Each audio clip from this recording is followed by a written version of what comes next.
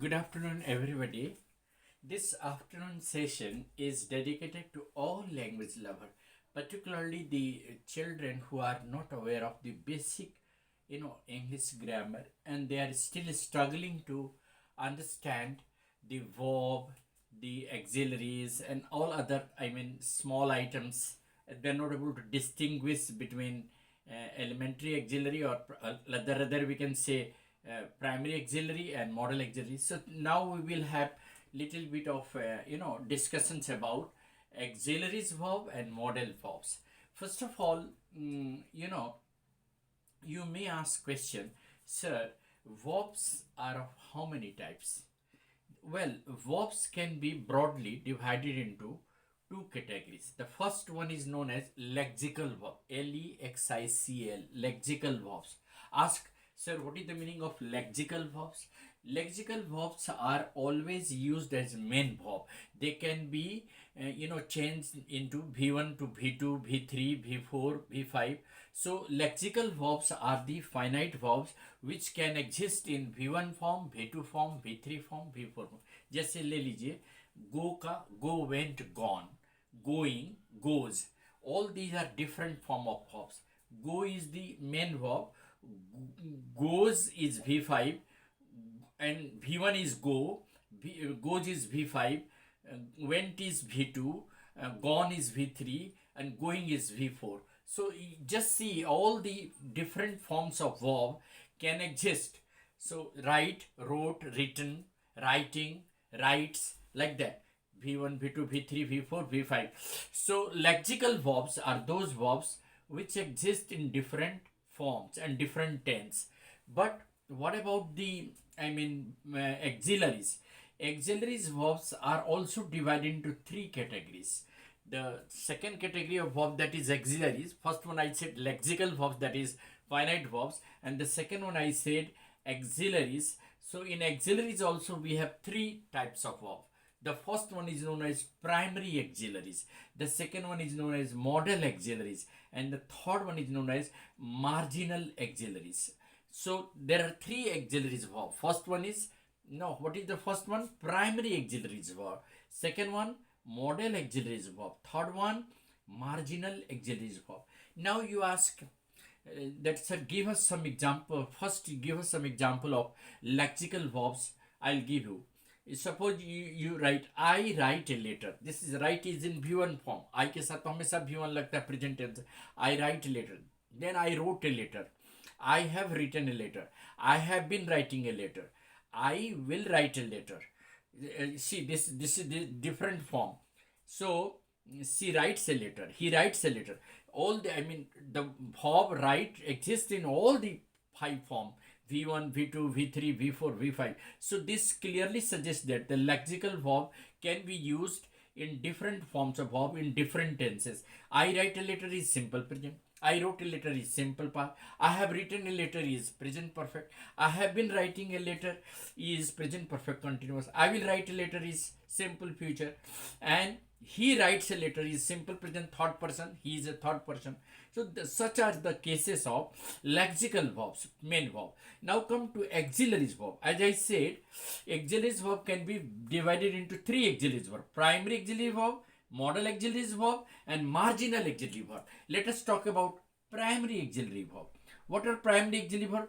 To do, to have, and to be. To do, to have, to be. To be में बहुत सारा आ जाता है. Is, am, are, was, where, has, have, had, ये सब आ जाता है to be में. और ये to have, to do. To have में आ जाएगा has और had, has, have, had. और to do में भी जैसे to do में आ जाएगा do, does, did आएगा ना. तो देखिए एलिमेंट्री में आ जाएगा टू डू. वही टू डू में आप डू को बनाइए. I do understand. Do you understand English? Do you speak English? Does he understand? So do does are also auxiliaries. देखिए ये एलिमेंट्री एक्सिलरीज है, प्राइमरी एक्सिलरीज है. Do does, that is in to do form. Does he write a letter? Did he write a letter? Past tense. Do you write a letter? ये do जो use कर रहे हैं या does use कर रहे हैं या डिड यूज कर रहे हैं, ये आ गया प्राइमरी एक्सिलरी वर्ब का पहला. दूसरा है to have. I am having my meal. Here have is finite verb, but I have I have got something. I have written letter, or I have got something. So have is here auxiliaries, and got is the main form. I have got a prize. So I have got, have is the auxiliaries. Now come to the to be form. Is MR. He is writing a letter. She is writing a letter. She was writing a letter yesterday afternoon. That is was. They were playing yesterday afternoon. That is were. So was, were, has have had, all these are in to be form. जैसे is का past tense was होता है, are का were, W E R E, has और have दोनों का had होता है. ये सारे this are called primary auxiliaries. और इनका कितना सुंदर देखिए यूजेस है. प्राइमरी एक्सिलरीज को ले लीजिए. आप जब क्वेश्चनिंग करेंगे तो डू डज का यूज होगा. Do you really know how to speak English? Do you understand English? Does he really come to school in time? Does he really study hard? Past tense में जाइए. Did he really solve the question? Did she really solve the question? These are auxiliaries and they are used in all the tenses. Past tense did, present tense do and does according to the singularity and plurality, and first person and second person and third person. We will be using third person singular does, and first person second person will be using do, and third person plural will be using do. Like, do they really take their meal in time? Do they come in time? Do they attend their offices? So these adjectives, to do, to have and to be, are known as primary auxiliaries. Then come to modal auxiliaries. Why are they known as modal auxiliaries? वो elementary auxiliaries क्यों हुआ, ये model क्यों हुआ? Modal auxiliaries do not change even if you change the person. देखिए auxiliaries जो elementary auxiliaries है, इसको प्राइमरी एक्सिलरी, वो सब्जेक्ट को चेंज करने से चेंज हो जाएगा. जैसे ही के साथ ईज आपने लगाया, he is reading a book, यही आप चेंज कर दीजिए, दे तो दे आर हो जाएगा. तो is am are was were has have had do does, ये चेंज करता है सब्जेक्ट नंबर एंड पर्सन के अनुसार. लेकिन modal auxiliary subject number and person के अनुसार नहीं चेंज करता है, वो एक खास सिचुएशन के अनुसार चेंज करता है. आप आई के साथ देखिए, I will go, he will go, she will go, कहाँ चेंज हो रहा है? He would go there, they would go there, he will go there. तो एक खास ये मॉडल एक्सिलरीज में एक विशेषता है कि वो डिपेंड नहीं करता है कि सब्जेक्ट नंबर एंड पर्सन पर. हाँ, लेकिन डिपेंड कहाँ करेगा? टेंस में डिपेंड करेगा. जैसे विल का पास्ट टेंस वुड होता है, सेल का शुड होता है, कैन का कुड होता है. तो टेंस में ये चेंज कर सकता है, सिचुएशन पर चेंज कर सकता है. जैसे आपको मान लीजिए पॉसिबिलिटी दर्शाना है तो मे का यूज कर सकते हैं. He may come in time, he may come in time.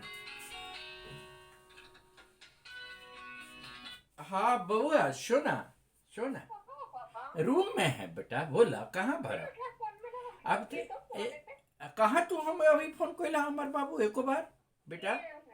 अब गे तो तू करता रहा, अब हम रिकॉर्डिंग में हम भाई सेना मेरा. कितना, हाउ मच बाबू? 19. अरे वाह, I like it, thank you, congratulation. I will just yes, I will just talk to you after 2 minutes, okay बेटा? मेरा देगा ना, I also want something from that. 100 I want from you, okay? मेरे बाबू रे मेरे, chill. Yes. So what I was talking about, that in the models auxiliaries, they decide the mode of an action. Like may expresses possibility, may expresses permission when you are asking question, may I come in? So that we will go in details. But the most important thing is that may, might, shall, should, can, could, will, would. These are called model auxiliaries because they do not get restricted by number and persons. ये number person के अनुसार नहीं हो जाए. Is am are तो देखिए change हो जाएगा, आई के साथ एम लगेगा, ही के साथ इज लगेगा. लेकिन ये टू बी वर्ब तो चेंज होता है, लेकिन ये नहीं चेंज होगा.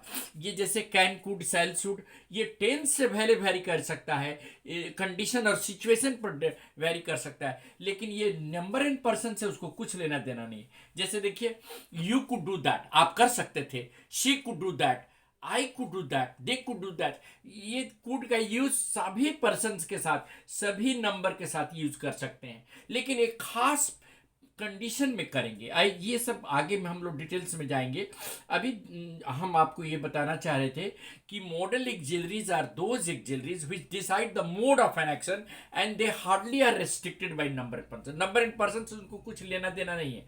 जैसे कि देखिए प्राइमरी एक्सिलरीज है is, am, are, was, were, तो चेंज होता है। आई के साथ वाज होगा, दे के साथ वेयर हो जाएगा, यू के साथ वायर हो जाएगा। तो ये तो चेंज होता है primary auxiliaries number and person के अनुसार। लेकिन मॉडल एक्सिलरी चेंज होगा केवल सिचुएशन के अनुसार। जो डिफरेंट कंडीशन आप स्टेट करेंगे तो उसके अनुसार चेंज होगा। अब आ जाइए मार्जिनल एक्सिलरीज। एक नया वर्ड है कि मार्जिनल है क्या। तो यूज टू देखिएगा, need, used to, need and one is dare. ये तीन ऐसे मॉडल एक्सिलरीज हैं जिनको मार्जिनल कहा जाता है। They are not fully models, but they are also called marginal auxiliaries and they are also used as models, used to, need and dare। हम लोग देखेंगे जैसे क्वेश्चन के how dare you talk like that, तो देखिए यहाँ dare model के रूप में यूज किया गया। How dare you talk like that, you need not go there, आपको वहां नहीं जाना चाहिए। जैसे used to, she used to I mean play tennis when she was in college. तो देखिए ये सब मॉडल्स के रूप में यूज होते हैं। अब आ जाइए कि हम थोड़ा सा आगे बढ़ते हैं कि आखिरकार ये जो वर्ब हैं एक्सिलरीज, मॉडल एक्सिलरीज या मार्जिनल एक्सिलरीज, मैंने बताया आपको यूज टू, नीड और डेयर, ये क्यों स्पोकन एंड रिटन इंग्लिश में जरूरी है। देखिए कोई भी सेंटेंस का डिफरेंट टेंस में यूज करने पर, या कोई वर्ब ले लीजिए, मान लीजिए हमको गो को यूज करना है डिफरेंट टेंस में, तो सिंपल प्रेजेंट में I go there, present continuous में I am going there, present perfect में I have gone there, present perfect continuous I have been going there, simple past I went there, past perfect I had gone there. तो ये जो different tenses में verb का जो form change होते जाता है, इसीलिए कहे ना कि लेक्सिकल वर्ब जिसको हम लोग बोलते हैं मेन वर्ब, फाइनाइट वर्ब, उसका डिफरेंट फॉर्म होता है। लेकिन कोई ऐसे भी टेंस हैं जिनमें बिना एक्सिलरीज का आप वर्ब को कंप्लीटली बना नहीं सकते। जैसे देखिए प्रेजेंट कंटिन्यूअस की बात ले लीजिए, an action which is going on at the time of speaking. ऐसा एक्शन जब आप बोल रहे हो तो वो हो रहा है। जैसे I am reading a book, I am explaining tenses, I am explaining auxiliaries here and modal auxiliaries and primary auxiliaries and marginal auxiliaries. So what I am doing, I am explaining certain grammatical items. So what am I doing, I am explaining grammar. So here I am taking help of am with explaining, that is before. तो बिना M का present continuous नहीं बना आई के साथ। ऐसे ही ease और are और वेयर और वाज का यूज करेंगे, वाज और वेयर पास्ट कॉन्टिन्यूअस में, और ईज एम आर करेंगे प्रेजेंट कॉन्टिन्यूअस में।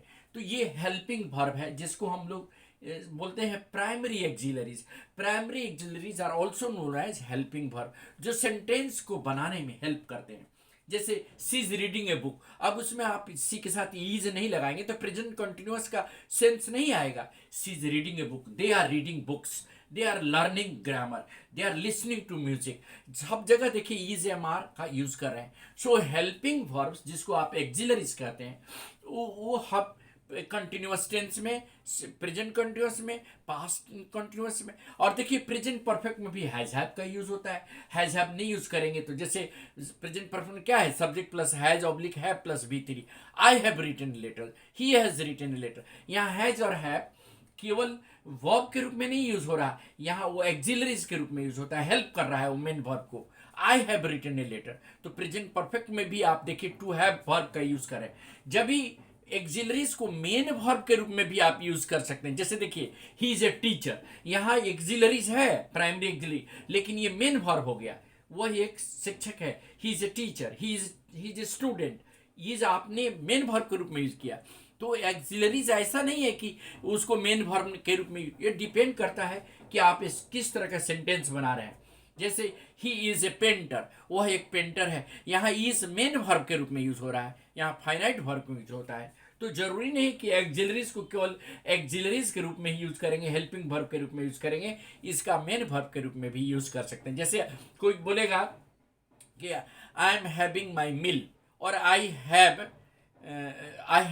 टेकन माई मील, चाहे I am having my food, I am having my meal, I am having my breakfast. तो यहाँ पर देखिए एम तो एक्जिलरीज है, लेकिन हैव जो बन गया वो मेन वर्ब के रूप में बन गया। जैसे he has had his experience, उसने अपना एक्सपीरियंस कर लिया। तो एक तो हैज जो हो गया एक्जिलरीज हो गया, और एक हो गया मेन वर्ब के रूप में हैज हैव का भी3 हैड होता है। He has had his experience, तो ये प्रेजेंट परफेक्ट में हैव का तीसरा फॉर्म जो होता है हैड होता है। उसने एक्सपीरियंस किया, तो he has had his experience. यहां पर एक हैज जो है एक्जिलरी है, और दूसरा जो आपने हैड यूज किया वो हैज और हैव का भी3 है, तो वो मेन वर्ब के रूप में यूज हो गया। तो ये देखना होगा कि मेन वर्ब और एक्जिलरी वर्ब का कैसे डिफरेंट यूजेस होता है, और जितना ही माइन्यूटली आप पढ़ेंगे उतना ही अच्छा लगेगा और उतना ही आपको कॉन्फिडेंस होगा। अब हम 2-4 ठो समराइज करने के लिए, प्राइमरी एक्जिलरीज जो होते हैं जैसे am, is, are, was, were, इसको हम हेल्पिंग वर्ब भी बोलते हैं। बी का बीइंग, बीन, BEEN, ये भी एक्जिलरीज ही है, इसको प्राइमरी एक्जिलरीज कहते हैं। तो ये वर्ब जो है कहाँ यूज करेंगे? हाँ, ऑफ कोर्स सभी तरह के सेंटेंसेस में। पैसिव में तो बिल्कुल यूज करेंगे, प्रेजेंट परफेक्ट पैसिव में तो बीन लगता ही है, और प्रेजेंट कॉन्टिन्यूअस पैसिव में बीइंग लगता है, तो बिना इसके तो पैसिव बनेगा नहीं। अब देखिए कभी कभी ये सभी वर्ब को हम लोग जिसको हम लोग प्राइमरी एक्जिलरीज कहते हैं, एकदम बिल्कुल इंडिस्पेंसेबल वर्ब बोलेंगे। जैसे देखिए वह आम खाता है, ही ईट्स ए मैंगो, और उसी को पैसिव में बनाएंगे तो a mango is eaten, object से शुरू करेंगे, a mango is eaten by him. Is eaten, यहाँ इज एक्जिलरीज की यूज की गई, और फाइनाइट वर्ब ईट का भी3 यूज किया गया। जैसे काम चल रहा है, the work is in progress, तो the work is in progress को हम ऐसे भी कर सकते हैं, the work is going on, a present continuous हो गया, the work is going on. Work किया जा रहा है, the work is being done, work हो रहा है, the work is being done. तो बीइंग यहां पर देखिए बी का प्रेजेंट पार्टिसिपल फॉर्म हमने यूज किया और पैसिव फॉर्म में इसको चेंज कर दिया, the work is being done. तो कितना इंपॉर्टेंट है एक्जिलरीज का यूज, और जब तक माइन्यूटली आप जानेंगे नहीं कि एक्जिलरीज को कहाँ कहाँ यूज करना है, कैसे यूज करना है, ये बिल्कुल आर्टिकुलेशन है लैंग्वेज में, it is just like articulation of language. और जितना ही आप यूज करेंगे उतना ही आपको कॉन्फिडेंस होगा। तो आज हमने इतना चीज बताया कि लेक्सिकल वर्ब होता है जिसको हम फाइनाइट वर्ब भी कहते हैं। दूसरा हमने बताया कि दूसरा तरह का वर्ब होता है जिसको एक्जिलरीज, और एक्जिलरीज का 3 वर्ब मैंने बताया। एक प्राइमरी एक्जिलरीज जैसे टू हैव, टू डू, और ये to be, is, am, are, was, were, has, have, be, been, ये सभी प्राइमरी एक्जिलरीज है। Modal auxiliaries can, could, shall, should, may, might, will, would, must, ये सब आते हैं ये मॉडल एक्जिलरीज में। और मार्जिनल एक्जिलरी जो बताया कि ना पूरी तरह से नहीं है ये मॉडल, लेकिन इसको हम लोग मार्जिनल एक्जिलरीज कहते हैं, और उसका 2 ही है, एक है नीड, दूसरा है यूज टू, और तीसरा है डेयर। ये तीनों को हम लोग मार्जिनल एक्जिलरीज कहते हैं। और जैसे जैसे हम लोग इसका यूज करेंगे वैसे वैसे आपको हम एक्वेंट करते जाएंगे मॉडल एक्जिलरीज के बारे में। आज हम लोगों ने एक्जिलरीज को किस तरह से और कितने तरह से जानते हैं, हम लोग हेल्पिंग वर्ब के रूप में जानते हैं, मेन वर्ब के रूप में भी एक्जिलरीज को यूज किया जाता है। जैसे बताया ना कि आई एम ए टीचर, तो आई एम यहाँ पर बिल्कुल मेन वर्ब हो गया, फाइनाइट वर्ब हो गया। अब वही देखिए I am reading a book, तो ये आई एम एक्जिलरीज हो गया। दोनों में का अंतर देखिए, आई एम ए टीचर, यहाँ आई एम मेन वर्ब हो गया, और I am reading a book, वहाँ आई एम हेल्पिंग वर्ब हो गया, प्राइमरी एक्जिलरीज हो गया। और reading is the main verb, finite verb. तो आप ये कहीं देखिएगा कि वही एक्जिलरीज कहीं फाइनाइट वर्ब के रूप में काम करता है और कहीं पर हेल्पिंग वर्ब के रूप में काम करता है। It all depends upon how you are using, and I am sure you will certainly get some ideas about auxiliaries and main verb, lexical verbs. Thank you very much. Have a nice day ahead.